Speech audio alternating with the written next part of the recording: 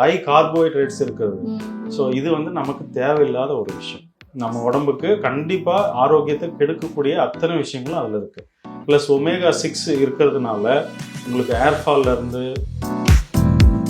ஒமேகா-6 inflammatory create பண்ணுறது அதிகமாக சாப்பிட்டீங்க அப்படின்னா ஜாயின்ஸ் பெயின், முட்டி வலி, அதுக்கப்புறம் பேக் பெயின், தலைவலி, இந்த மாதிரி பல பிரச்சனைகள் வரத்துக்கு இந்த உணவு ஒரு முக்கியமான காரணமாக இருக்கும்.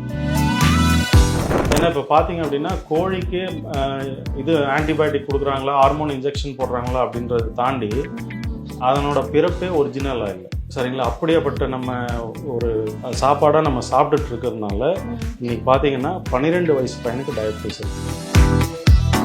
ஸோ அந்த காலத்தில் கிடைச்ச நாட்டு தக்காளி பார்த்தீங்கன்னா ஒரு 5 ஃபீட்லேருந்து போட்டாலே நல்ல பழுத்த தக்காளி தெரிச்சிடும். இப்போ போட்டு பாருங்கள், பவுன்ஸ் ஆகும். நீங்கள் அதில் கிரிக்கெட்டே விளையாடலாம். ஸோ அப்போது அந்த தக்காளி, அதுக்கப்புறம் நீங்கள் அந்த மோரிஸ் பனானா பார்க்குறீங்களா, மஞ்சள் கலரில் நீட்டாக இருக்கும். அது பார்த்தீங்கன்னா அந்த டீ கடை எல்லா கடையிலையும் வச்சுருப்பாங்க. ஸோ அந்த வாழைப்பழம் பார்த்தீங்க அப்படின்னா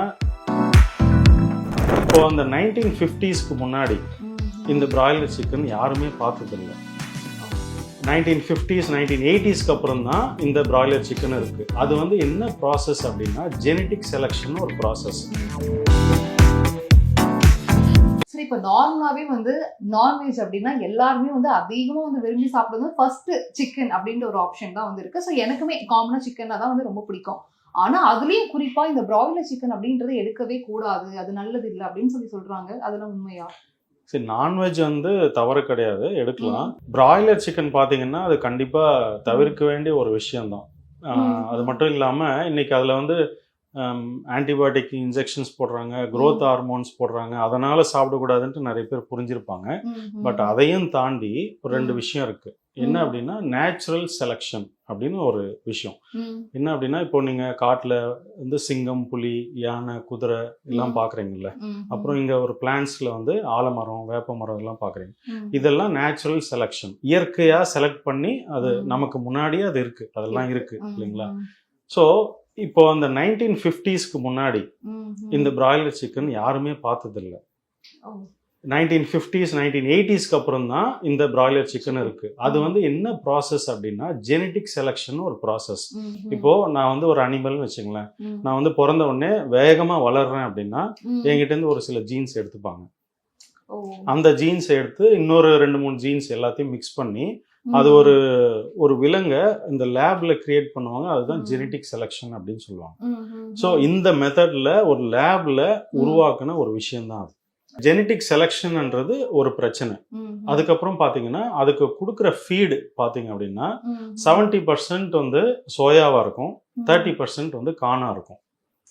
ஸோ அதிகப்படியான கார்போஹைட்ரேட்ஸ் இருக்கிற ஒரு ஃபீடை வந்து கொடுக்குறாங்க. அதை கொடுத்த உடனே அது வந்து என்ன ஆகுது, ஒபீஸ் ஆகுது, வெயிட் நிறைய போடுது. ஏன்னா கார்போஹைட்ரேட்ஸ் கொடுத்தா கண்டிப்பாக மாவுச்சத்து தான். அகெயின் மாவுச்சத்து சாப்பிட்றதுனால தான் வெயிட் போடுறது. நமக்கு வந்து பார்த்தீங்கன்னா சுகர், பிபி, ஃபேட்டி லிவர் எல்லாமே அந்த மாவுச்சத்துனால. ஸோ இப்போது அந்த கோழிக்கும் அதுதான் ஃபீடாக கொடுக்குறாங்க. ஸோ அது மட்டும் இல்லாமல் 1950ஸ்ல இருந்த அந்த நாட்டுக்கோழிக்கும் இந்த கோழிக்கும் வளர்ச்சி பார்த்தீங்கன்னா 400 மடங்கு வேகமாக இருக்குது, அதிகமாக இருக்குது. ஸோ இப்போது அந்த ஜெனட்டிக்காக செலக்ட் பண்ணி போட்டதுனால அந்த 400 மடங்கு அந்த வேகமாக வளரக்கூடிய அந்த கோழி, அது ஒரு பிரச்சனை. அப்புறம் அதுக்கு கொடுக்குற ஃபீடு கார்னு, சோயா. இப்போது இந்த கார்ன், சோயா வந்து வெறும் அனிமல் ஃபீடுக்காகவே தயார் பண்ணுறாங்க. இப்படி தயார் பண்ணுற அந்த கார்னு அப்புறம் இந்த சோயா இருக்கு இல்லைங்களா, அதுவுமே ஜெனட்டிக்கலி மாடிஃபைடு தான். அதுவும் இந்த ஜெனட்டிக் செலெக்ஷன் மூலமா அது உற்பத்தி அதிகமாகணும், சீக்கிரம் விளைச்சல் வரணும் அப்படின்றதுனால அதை வந்து மாடிஃபை பண்ணியிருப்பாங்க. ஸோ அந்த காலத்தில் கிடைச்ச நாட்டு தக்காளி பார்த்தீங்கன்னா ஒரு 5 ஃபீட்லேருந்து போட்டாலே நல்ல பழுத்த தக்காளி தெரிச்சிடும். இப்போ போட்டு பாருங்கள், பவுன்ஸ் ஆகும். நீங்கள் அதில் கிரிக்கெட்டே விளையாடலாம்.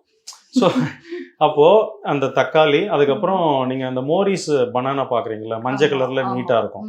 அது பார்த்தீங்கன்னா அந்த டீ கடை எல்லா கடையிலையும் வச்சுருப்பாங்க. ஸோ அந்த வாழைப்பழம் பார்த்தீங்க அப்படின்னா அந்த டீ கடை ஓனருக்கு கூட வயசாயிரும், அந்த பழத்துக்கு வயசாகாது. ஸோ இதெல்லாம் genetic modified. So genetic selection மூலமா மாடிஃபை பண்ணி கொண்டு வர விஷயங்கள். ஸோ இப்போது அந்த கோழி ஜெனட்டிக் செலெக்ஷன் மூலயமா வந்தது. அதுக்கு கொடுக்குற ஃபீடு கார்னு, சோயா ஜெனட்டிக் செலெக்ஷன் மூலயமா மரபணு மாற்றம் பண்ணி வந்த ஒரு விஷயம். அப்புறம் அந்த ஃபீடு கொடுக்குற ஃபீடு இருக்கு இல்லைங்களா, அதுக்கு வந்து பார்த்தீங்க அப்படின்னா கோழி தானே சாப்பிட போகுது, ஒரு விலங்கு தானே சாப்பிட போகுதுன்ட்டு அதுக்கு நிறைய பெஸ்டிசைட்ஸும் ஃபெர்டிலைசர்ஸும் யூஸ் பண்ணுறாங்க. நிறைய உரம் போட்டால் தான் நிறைய கார்னு சோயா வரணும் அப்படின்ட்டு. ஸோ அது ஒரு பிரச்சனை இருக்குது. அதுக்கப்புறம் அந்த சோயாவில் பார்த்தீங்கன்னா ஃபைட்டோ எஸ்ட்ரோஜன்ஸ் இருக்குது, ஹார்மோன்ஸு. இதெல்லாம் நம்ம எடுக்கும்போது, இந்த பிராய்லர் சிக்கன் மூலிமா நம்ம எடுக்கும்போது அது மட்டும் இல்லாமல் அந்த ஒரு மூவ்மெண்ட் ரெஸ்ட்ரிக்ஷன், அதாவது ஒரு கேஜி இல்லை ஒரு சின்ன இடத்துக்குள்ளேயே அது மூவ் ஆகிட்டு இருக்கும்.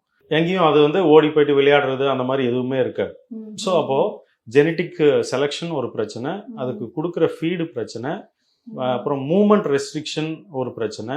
ஸோ இத்தனை பிரச்சனையோட வர அந்த கோழி பார்த்தீங்கன்னா நம்ம எடுக்கும்போது ஹேர்லி பியூபர்ட்டி, அதாவது அந்த சீக்கிரம் பியூபர்ட்டி அட்டன் பண்ணுறது, ஹார்மோன் இம்பேலன்சஸ் வர்றது, இன்ஃபெர்டிலிட்டி வர்றது, இதுக்கெல்லாம் ஒரு முக்கியமான காரணமாக இருக்குது. ஸோ இப்போ அந்த ஜெனட்டிக் செலெக்ஷன் கூட நீங்கள் பிரச்சனை இல்லை அப்படின்னு சொன்னீங்கன்னா அதுக்கு கொடுக்குற ஃபீட்ல இருந்து பிரச்சனை.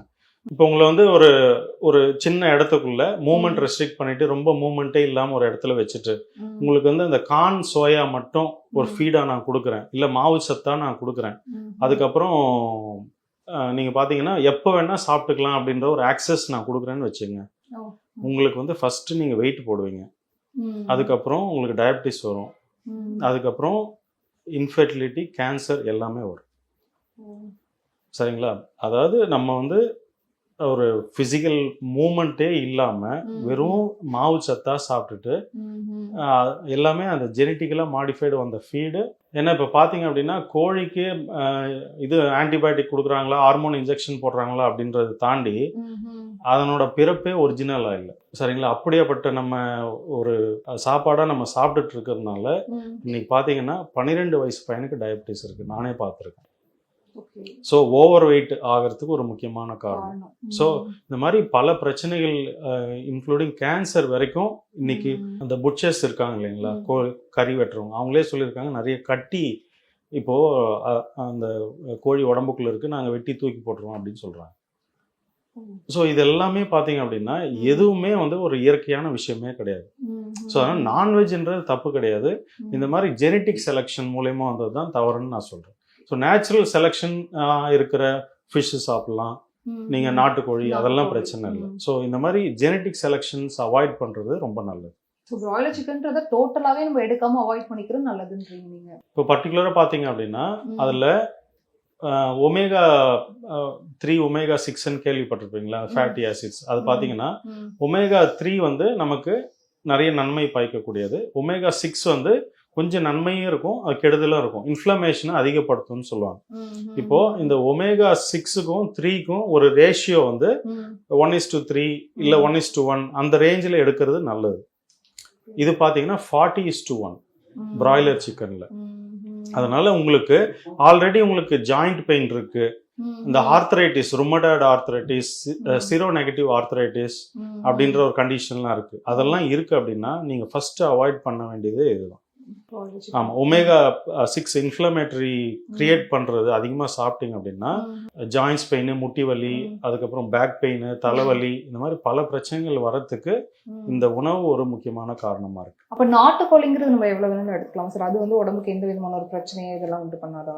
ஆமாம், அது ஒன்றும் பிரச்சனை கிடையாது.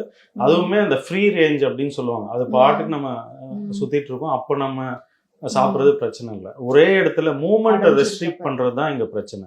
நீங்க மூவ்மெண்ட்டே இல்லாம வெறும் மாவா சாப்பிட்டுட்டு இருந்தீங்க அப்படின்னா நீங்க ஃபர்ஸ்ட் ஒபிஸ் ஆயிருவீங்க. அது ஒபிசிட்டி கோழியை தான் நம்ம சாப்பிட்டுட்டு இருக்கோம். சரிங்களா? ஸோ அதனால அதனோட பிறப்புல இருந்து எல்லாமே தவறா இருக்கு, அதனாலதான் அவாய்ட் பண்ண சொல்றேன். இப்போ முட்டையுமே வந்து நம்ம டெய்லியுமே வந்து ரெகுலர் சாப்பிட்ற பேசிஸ்ல வந்து முட்டையுமே அடிக்கடி எடுத்துக்கிறோம். அதுல வந்து இந்த நாட்டுக்கோழி முட்டை அது வந்து கிடைக்கிறது இப்போ ரொம்ப அது கஷ்டமாயிடுச்சு. இப்போ நம்ம எவ்வளவு தேடி பார்த்தாலுமே கிடைக்கிறது. இந்த பிராய்லர் சிக்கன் இருக்க முட்டை எடுத்துக்கலாமா? அது உடம்புக்கு ஓகே தானா? ஏங்க அதே சாப்பிடக்கூடாதுன்னு சொல்றேன், அதனோட ப்ராடக்ட் சாப்பிடலாமா அப்படின்னா அதுவும் சாப்பிடக்கூடாது. அதுவும் பேசிக் அதனோட அடிப்படை உணவு, அதுக்கு கொடுக்குற ஃபீடு இருக்கு பாத்தீங்களா, கார்ன், சோயா, இது வந்து அகைன் ஜெனட்டிக்கா மாடிஃபை பண்ணது, ஹை கார்போஹைட்ரேட்ஸ் இருக்கிறது. ஸோ இது வந்து நமக்கு தேவையில்லாத ஒரு விஷயம். நம்ம உடம்புக்கு கண்டிப்பா ஆரோக்கியத்தை கெடுக்கக்கூடிய அத்தனை விஷயங்களும் அதுல இருக்கு. பிளஸ் ஒமேகா 6 இருக்கிறதுனால உங்களுக்கு ஏர்ஃபால்ல இருந்து கிரேயிங் ஆஃப் ஹேர், சீக்கிரம் சின்ன பசங்களுக்கே இப்போ கிரே ஹேர்ஸ் இருக்கு. அது எல்லாத்துக்கும் ஒரு காரணம் இதுன்னு சொல்லலாம்.